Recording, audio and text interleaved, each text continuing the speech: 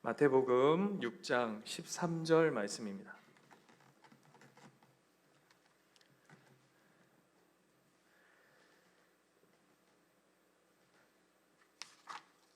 마태복음 6장 13절 한 절 말씀인데요. 우리 지난주는 우리를 시험에 들게 하지 마시옵고 라는 말씀 나눴고요. 오늘은 다만 악에서 구하옵소서 말씀 나눌 텐데요. 13절 말씀 함께 봉독하시고 말씀 나누겠습니다. 같이 읽겠습니다. 시작. 우리를 시험에 들게 하지 마시옵고 다만 악에서 구하옵시옵소서. 나라와 권세와 영광이 아버지께 영원히 있사옵나이다. 아멘. 이제 주기도문이 막바지를 향해 가고 있습니다. 여러분 혹시 정의의 여신 여러분 한 번쯤 다 보셨을 겁니다.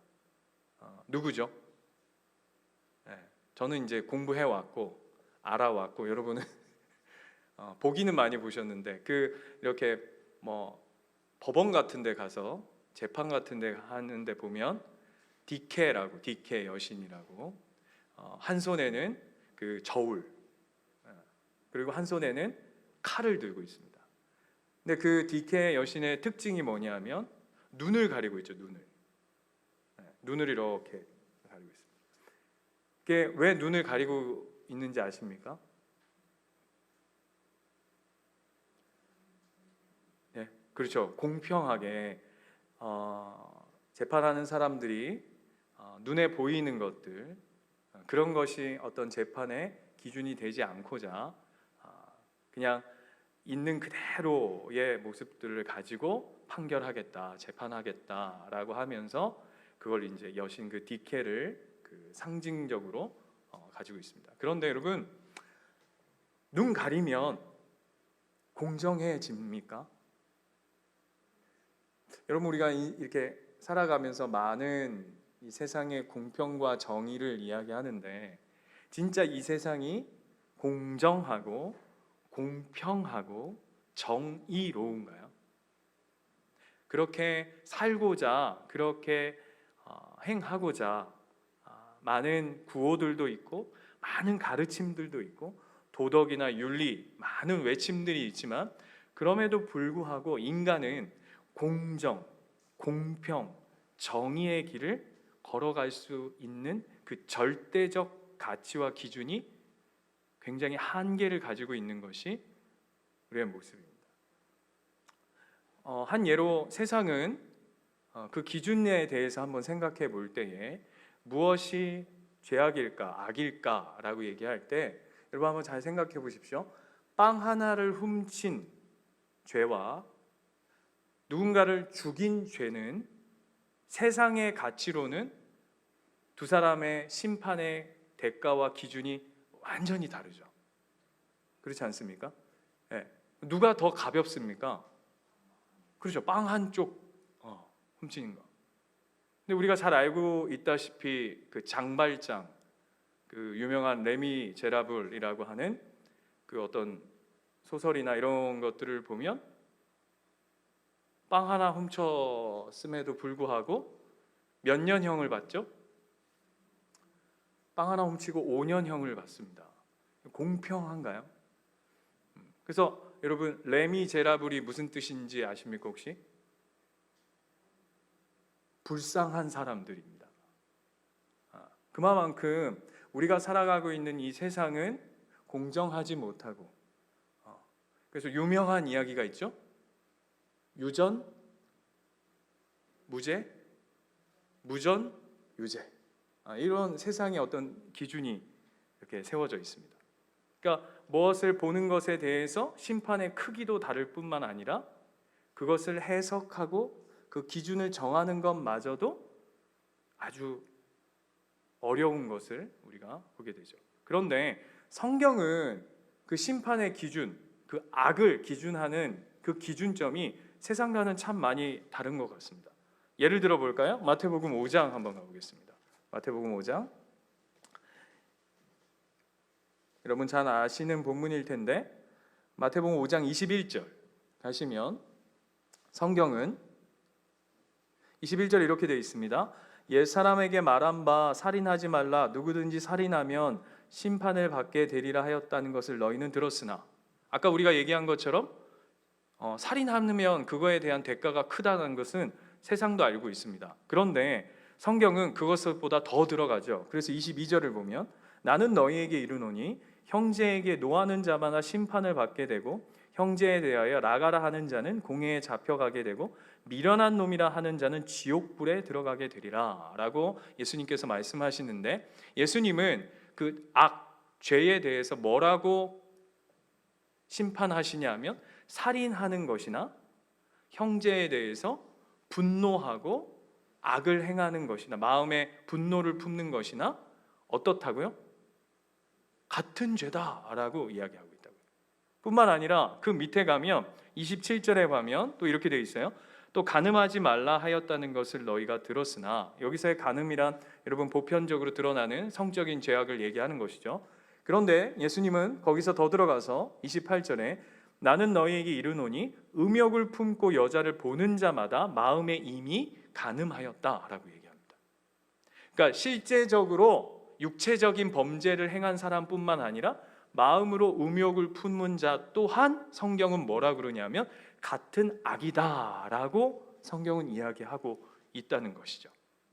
이게 왜 참 어려운 것이냐면, 우리는 여러분 아까 얘기한 것처럼 빵 하나 훔친 것과 살인하는 것에 대해서 우리는 기본적인 이해가 뭐냐면 살인은 훨씬 나쁜 죄고 빵 훔치는 것은 조금 덜한, 이런 기준점을 우리 스스로가 가지고 있어요. 그런데 성경은 그렇지 않다라고 합니다. 예를 들게요. 살인, 간음 뭐 해도 된다 이 얘기를 하는 게 아니죠. 그런데 여러분 한번 잘 생각해 보십시오. 살인보다 분노가 더욱 교묘한 악일 수 있습니다. 뭔 소리야? 여러분, 이게 우리는 세상 도덕 윤리적 기준 안에서 살인 그러면 드러난 죄 이렇게 되고, 이 분노 그러면 감추어진 죄인데, 하나님 보실 때에는 감추어진 죄나 드러난 죄나 별 차이가 없다는 것이죠. 그래서 여기서 한번 더 들어가 볼게요. 여러분 별로 표정들이 그게 그렇게 큰일이라고 이렇게 표정 지으시는데, 여러분 이거 굉장히 중요한 이야기예요. 자, 33절 한번 가보세요. 33절에 가면 맹세에 관한 이야기를 합니다. 또 옛사람에게 말한 바 헛맹세를 하지 말고 내 맹세한 것을 주께 지키라 하였다는 것을 너희가 들었으나, 예수님 뭐라 그러시냐면 나는 너희에게 이르노니 도무지 맹세하지 말지니 하늘로도 하지 말라 이는 하나님의 보좌라 땅으로도 하지 말라 이는 하나님의 발등상이라 라고 얘기합니다. 이게 무슨 얘기냐 하면 이런 거 하지 말라는 거예요. 하늘에 두고 맹세하노니. 여러분 이게 그렇게 큰 잘못인가요? 예? 그렇게 죽고 여러분 그냥 노골적으로 한번 물어보겠습니다. 어떤 사람이요 우리 교회에 새 가족으로 왔는데 어떻게 오셨어요? 그런데 전자팔찌 차고 왔어요. 이게 실제적인 거잖아요. 전자팔찌 차고 왔어요. 그 사람을 바라보는 시각과 어떤 사람이 왔는데 나는 이게 요 표현 맹세를 즐겨하는 사람. 내가 우리 교회 우리 예수님교회 이제 새 가족으로 등록했는데 앞으로 내가 이 교회를 위해서 헌신하고 뭐하고 하면서 내가 하늘에 두고 맹세하는데 내가 이거 모든 것을 결단하고 그렇게 이 교회를 위해서 내 생명을 드리겠습니다 이렇게 한다면, 자, 두 사람 중에 어떤 분이 더 나쁜 분이죠? 그냥 우리가 일반적으로 생각했을 때 그렇죠. 앞에 전자팔찌 찬 사람 우리 더 이상하게 보이지 않겠습니까? 그런데 오늘 성경은 뭐라 그러냐면, 자, 결론 보세요. 37절. 그 맹세한 것이 그 뭐 대단한 일이라고? 예수님 이렇게까지 얘기하세요.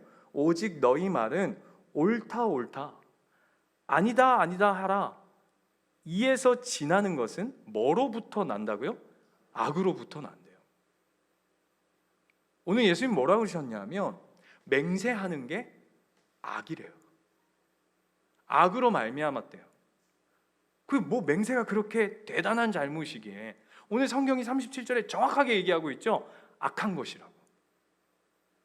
그 맹세하는 것이 아주 하나님 보실 때에는 악한 일이라고 정확하게 분명하게 이야기하고 있습니다. 왜요?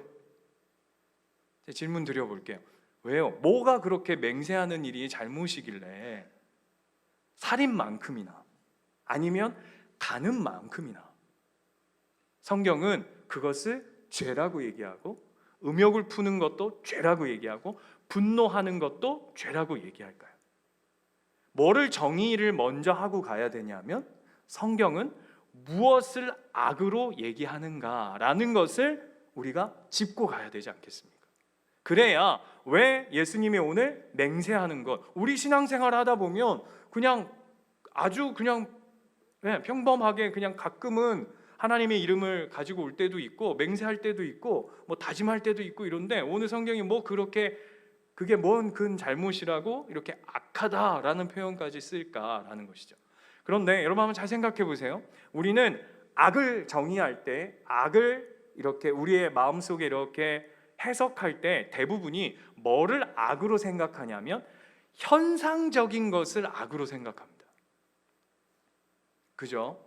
네. 아까 전에도 제가 잠깐 그 방에서 이렇게 그 인터넷 뉴스를 잠깐 봤는데, 그 포항에 중학생 16살짜리 중학생 5명이 호텔을 점령해가지고 지들이 무슨 조폭인 마냥 완전히 그 안에서 막 술 마시고 다 깨트려 부시고 막, 그래서 주인이 감당이 안 돼가지고 경찰을 불렀더니 경찰한테 때려봐 뭐 나 촉법 소년인데 나 어떡할 건데 막 이러고 막 이제 막 난리를 치고 있는, 난동을 부리고 있는, 그리고는 팬티 입고 온 호텔을 막 돌아다니고 유리창은 다 깨지고 막 이런 일들을.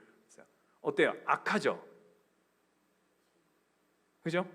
네, 그거는 우리는 악하다라고 하는 현상적 이해는 있습니다. 자, 예를 들게요. 제가 십계명으로 한번 이해를 들어보겠습니다. 십계명에서 악으로 인식하는 것은, 여러분 십계명 아시죠? 뭐 첫 번째, 두 번째, 세 번째, 네 번째 이렇게 있는데, 우리는 보통 네 번째에서 10번째까지가 뭐 도둑질하지 마라, 살인하지 마라, 간음하지 마라, 이 현상적인 부분을 악으로 이해합니다. 그렇지 않습니까? 그렇죠? 그런데 여러분 한번 잘 생각해 보세요. 이 현상적인 악이 진짜 실제 악인가라고 할 때 성경은 그렇게 얘기하지 않아요.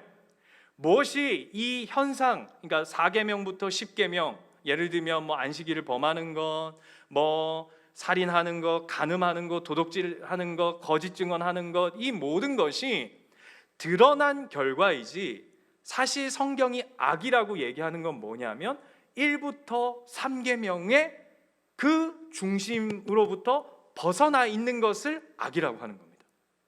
현상적으로 드러난 것을 성경은 악이라고 얘기하는 게 아니라 악이죠.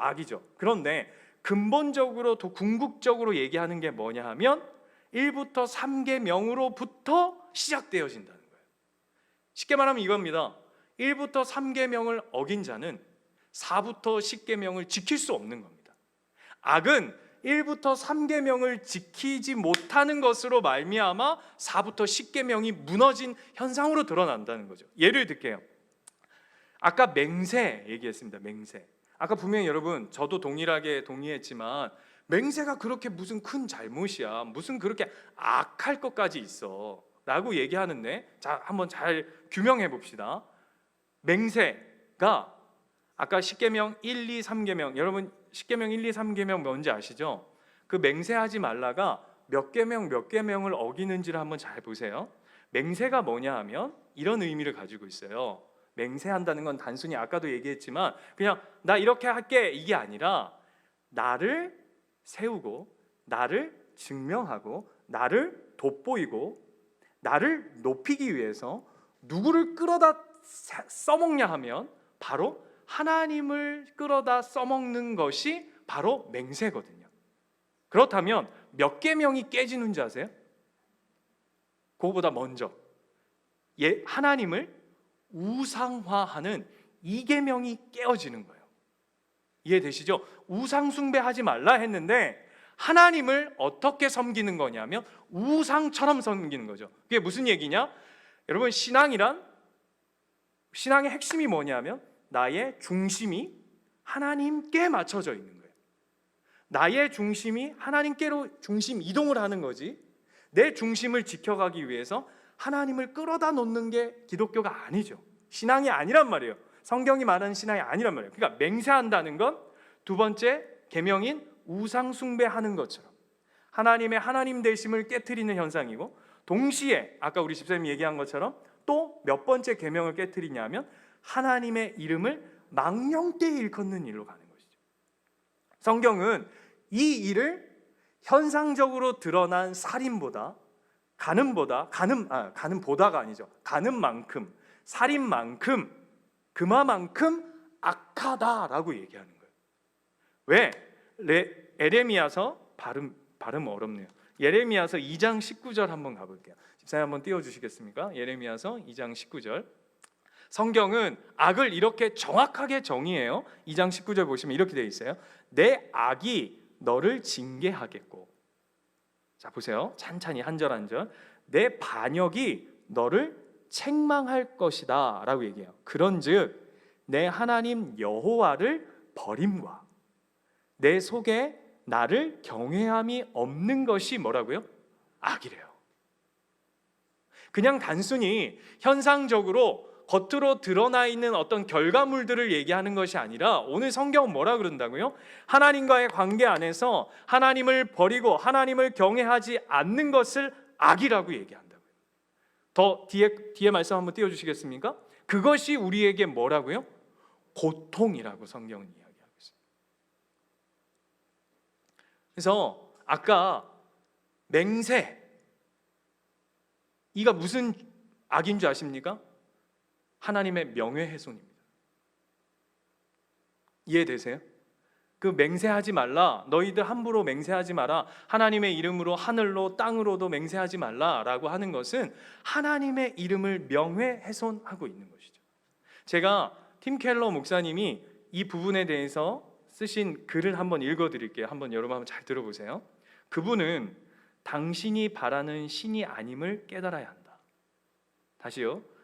하나님은 당신이 바라는 신이 아님을 깨달아야 한다. 삶의 일대 변화인 회심이 제대로 이루어지려면 먼저 하나님이 결코 당신에게 길들여지지 않는 분이라는 것을 빨리 깨달아야 한다라고 얘기해요. 그게 기독교예요. 아까 얘기한 것처럼 그 맹세라는 건 뭐냐 하면 나 중심성을 지켜가기 위해서 하나님을 나에게 길들이려고 하는, 목사님 우리가 뭘 또 그렇게 하나님을 길들이려고 하겠습니까? 아니요. 여러분 아주 교묘하게 묻어져 있다니까요. 제가 말씀드리죠. 분노가 어쩌면 더 교묘한 죄성이에요. 그렇지 않아요? 예를 들면 이런 게, 누구를 해야 되지? 시험에 안 들어야 되는데, 은주 집사님 오늘 피아노 반주가 너무 은혜스러워요. 속으로는 아이고 야, 연습 한참 해야 되겠다 야. 나래 집사님 목사님과 도와서 너무 깨꼬리 같은 목소리로 찬양을 너무 이쁘게 잘하시는 것 같아요. 속으로는 아이고 지만 찬양하나. 여러분 훨씬 교묘히 감춰져 있는 죄성이죠. 아까 우리가 기억하십시오. 뭐로부터 시작했죠? 다만 악에서 구하옵소서. 왜 이게 중요하냐면요, 우리는 악이라 그러면 자꾸 어디에다가만 보편성을 두냐 하면 어떤 드러나 있는 모습들, 보여지는 것들, 거기에 속는다고요. 세상이 기준하는 그 수준 정도. 그러나 성경은 그 수준에 머물러 있지 않다니까요. 보이지 않는 죄가 하나님과의 관계성 안에서 훨씬 더 큰 죄다라고 오늘 성경 우리에게 얘기하고 있어요. 여러분 이 부분이 이해가 되셨다면 제가 퀴즈를 한번 내볼게요. 마태복음 7장으로 한번 가보실게요.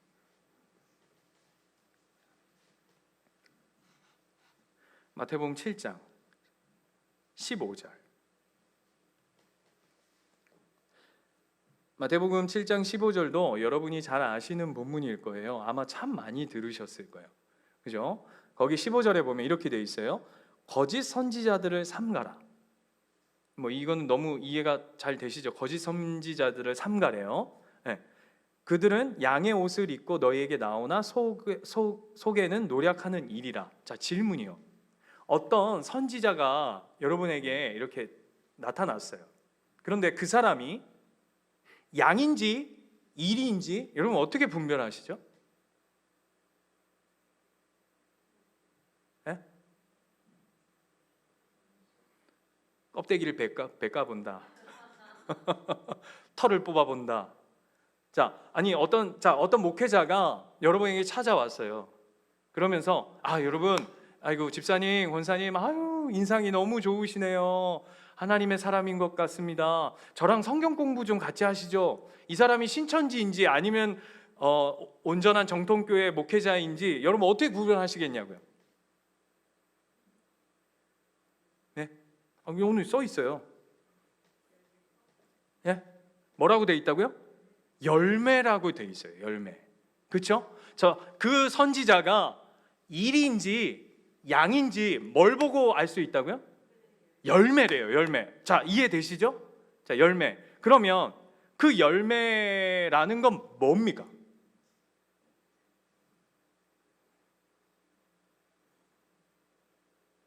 여러분 이번 분으로 설교 진짜 많이 들으셨을 거예요.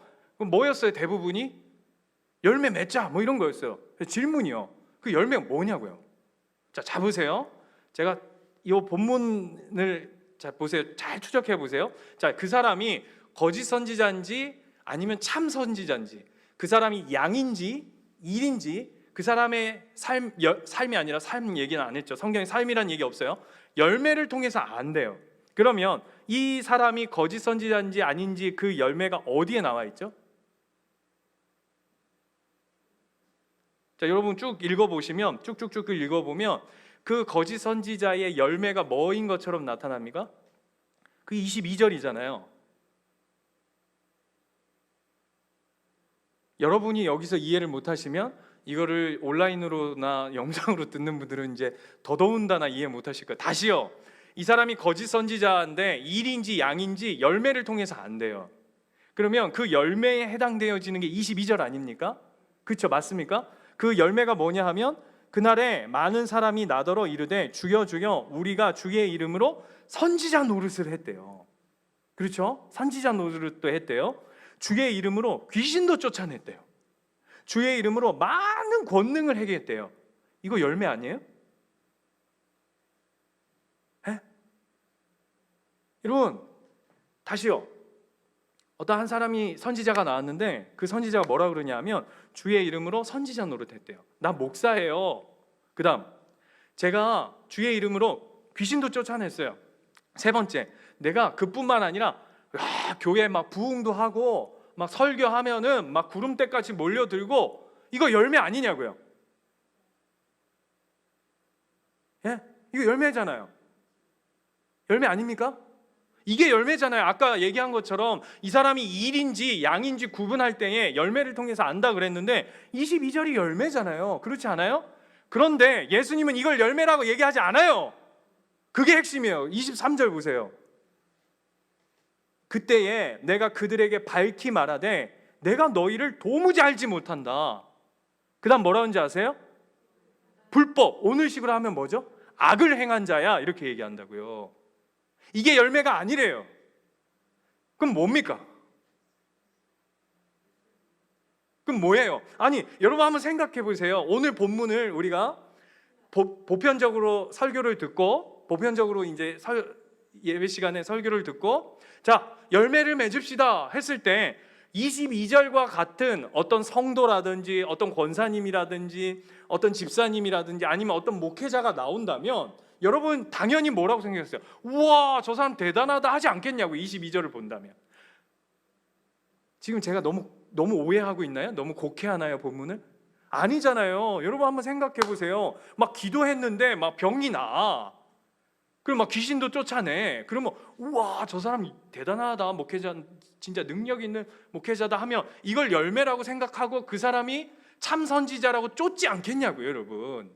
이게 그냥 성경에 나와 있고 예수님이 23절에 너무 빨리 나쁜 놈 이렇게 얘기해 버리니까 이 본문이 그냥 확 죽어버리는데, 이 일이 실제 우리 신앙의 삶 속에 이 공동체 안에 어떠한 이러한 인물이 들어와 있다고 한다면 이걸 열매로 보지 않겠냐고요.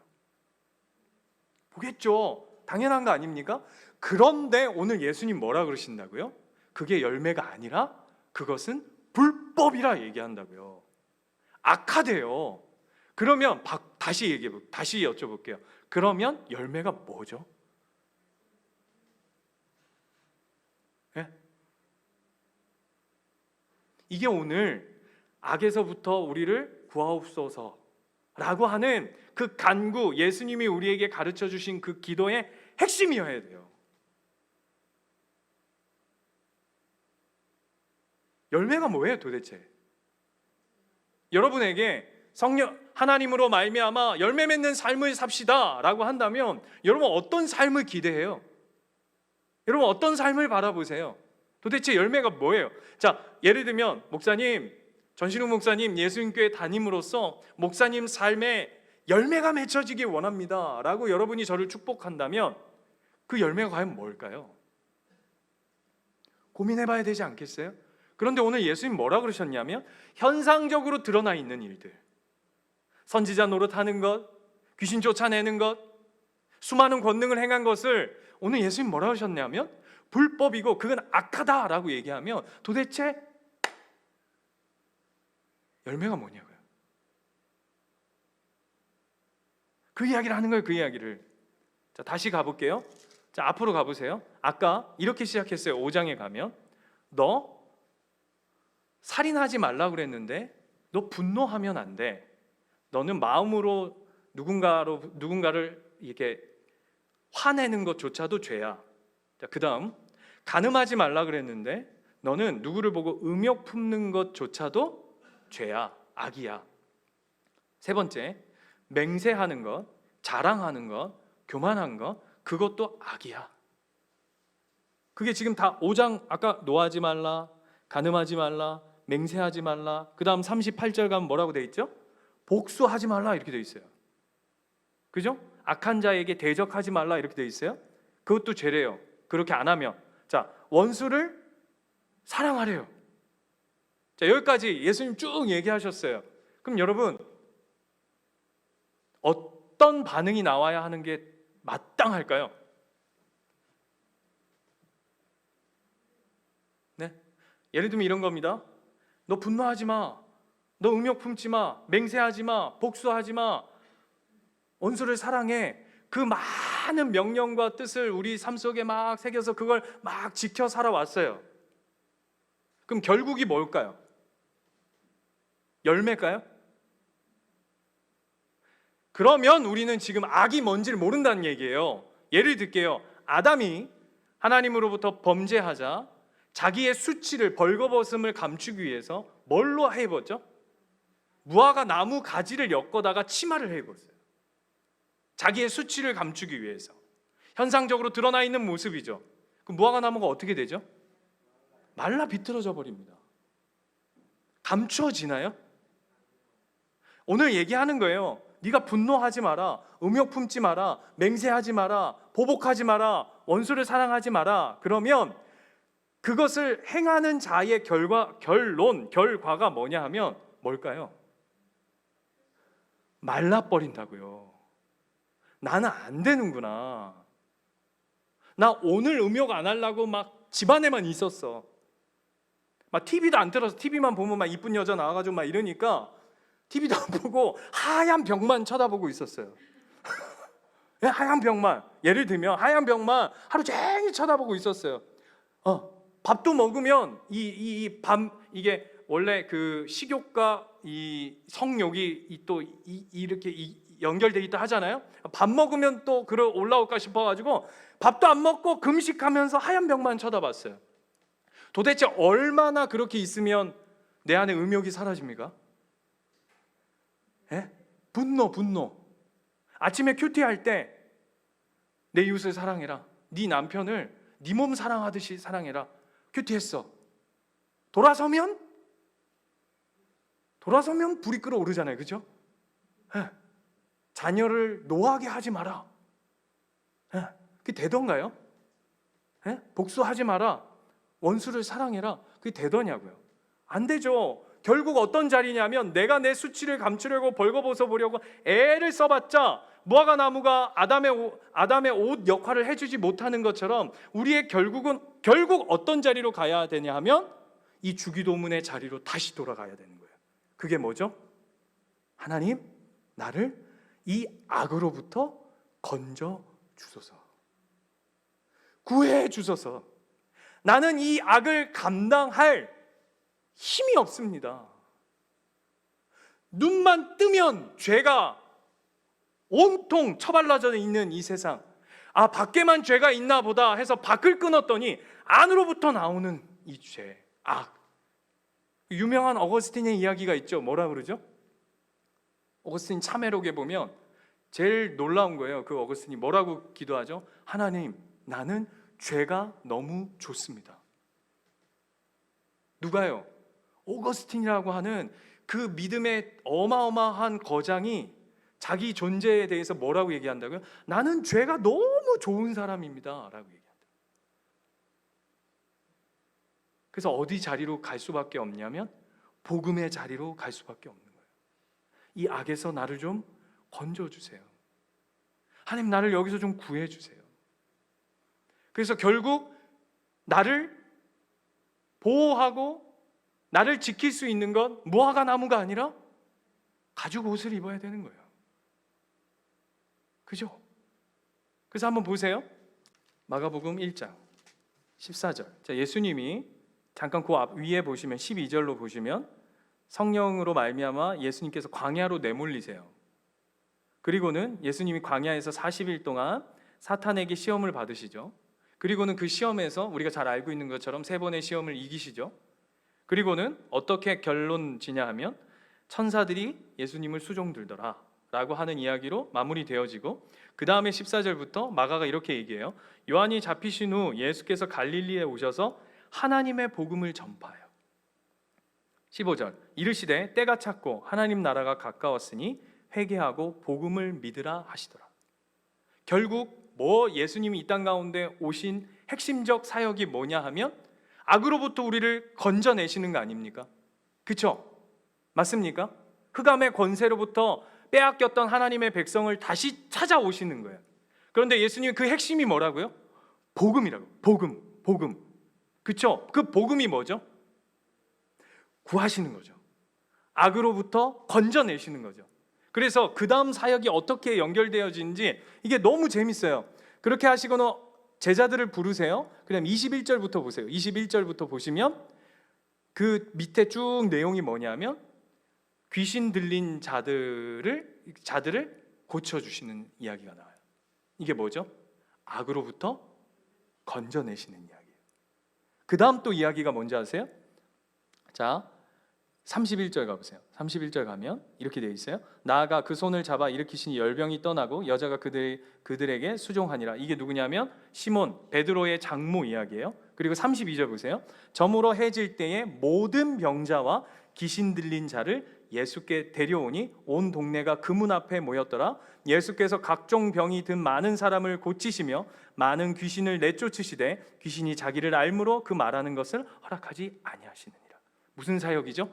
악으로부터 건져내시는. 어떤 자리로부터? 복음의 자리.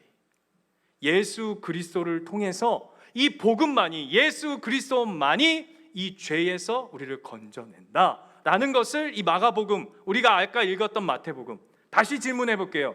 그러면 열매가 뭡니까? 열매는 그거예요. 마태복음 아까 7장에도 끝이 어떻게 끝나냐 하면 이렇게 끝나요. 반석 위에 지은 집. 그 반석이 누굽니까? 예수 그리스도. 결국 그 복음의 자리 아니면, 예수 그리스도가 아니면 악으로부터 건져낼 수 없구나 하는 그 결국의 자리로 가는 거죠.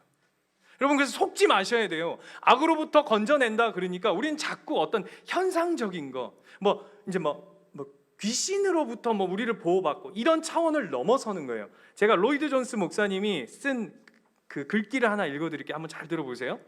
우리가 인정하기를 꺼려하는 진리는 꽤나 평범한 사람들의 재능을 넘어서는 악행이나 잔인함은 없다는 사실이다. 다시요. 우리가 인정하기 꺼려하는 진리는 너무나도 평범한 사람들의 재능을 넘어서는 악행이나 잔인함은 없다는 사실이다. 그 다음 다시 말하면 인간의 악행이나 잔인함은 괴물이나 어떤 특별한 사람들이 저지르는 사건이 아니라 모두 평범한 사람들의 소행이다라는 것이다. 왜요? 이게 무슨 말이죠? 죄는 외부에 있는 게 아니라, 악은 밖으로부터 영향을 받는 게 아니라 이 안에 있다고. 이 안에 특별한 괴물이 저지르는 악이 아니라 이 안에 하나님으로부터 분리되어져 있고 하나님으로부터 깨져 있고 하나님을 싫어하고 하나님을 거부하는 그 모든 것으로 말미암아 이루어지는 게 죄이기에 여러분 속지 마시라고요.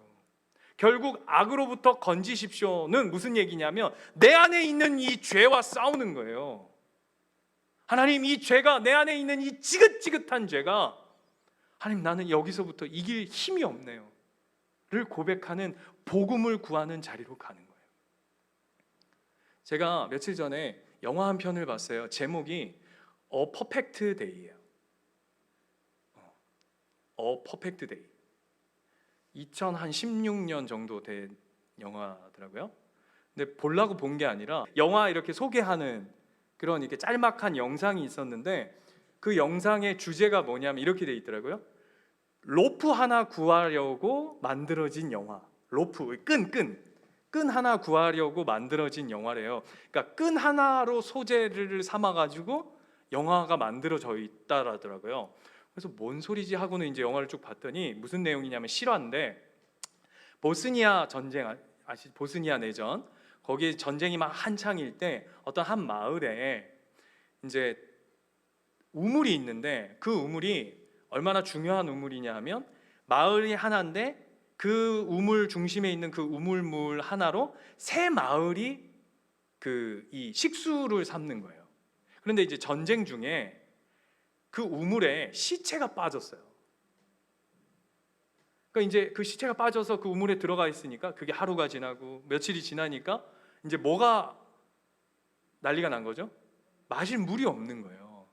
그래서 NGO 단체가 그 시체를 꺼내려고 이제 거기에 갔는데, 이제 가다 보니까 전쟁 중이니까 막 방해 세력도 많고 막 여러 가지 에피소드들이 많았는데 결국 도착을 해서 막 며칠이면, 그냥 한 며칠이면 도착할 거리인데 막 하도 막 뒤숭숭하니까 꽤 오랜 시간이 걸려가지고 이제 도착을 했어요.